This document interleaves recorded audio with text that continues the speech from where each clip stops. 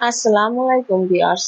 আজকে এমন একটা রান্না শেয়ার করব যেটা অনেকের পছন্দ না, অনেকে খায় না, অনেকে ফেলে দেয়।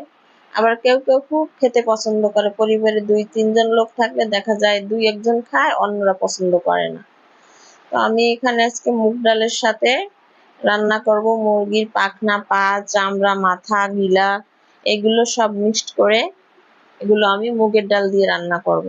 এটা সকালে পরোটা, রুটির সাথে খুব ভালো লাগে এবং ভাতের সাথেও খুব মজা লাগে। আমার বাজার থেকে মুরগি যেগুলো নিয়ে এসে এগুলো পরিষ্কার করে কেটে দোকানদারেরা দিয়ে দেয়।